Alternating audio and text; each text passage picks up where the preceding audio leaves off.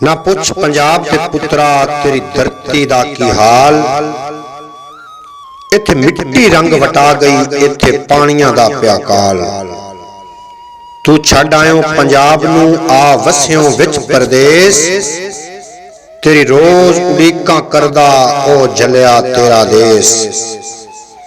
तेन भुले हल पंजालियां, तेन भुले कोकी बेर। तू देश नू मंडड़ा आखदा, तेनू धरती मां नाल वैर।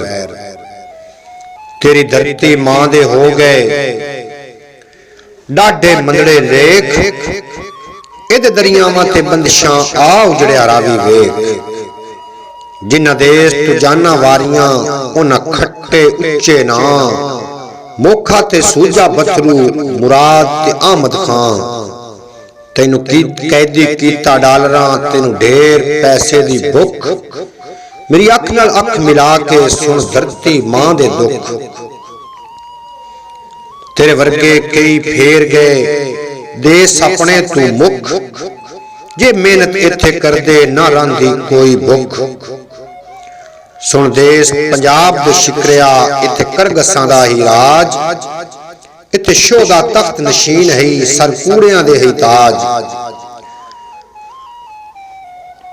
सानू वारियां कर कर लुटदे इत्थे नित सियासतदान। ए सानी सब फिरौन दे शद्दाद इबलीस शैतान। सानू वो भी जंगली आखदा जिन्हों बख्शी असां पहचान।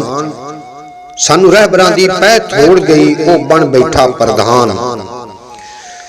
सब बुल अपनी तहजीब नू हैन बदली जांदे बेस। बांडे विक गए पित्तल कांदे, ना रह गए मजनू खेस। दूर हो गए दुध ते कंग तू, बेजान होए शरीर। ना रांझा मजियां चारदा, ना रिड़के दुध हीर। इत्थे बर्गर पीजे चल गए, कौन खांदा ही मक्की साग। बुले बैरवी सिंधड़ा जोग नू, कौन सुनदा ही देश दा राग। की करां मिटदी ताजीब दा, दस किस नू देवां दोष। साडा जिद्दत सब कुछ खा गई, सानू आई ना हुण ताईं होश। साडा जिद्दत सब कुछ खा गई, सानू आई ना हुण ताईं होश।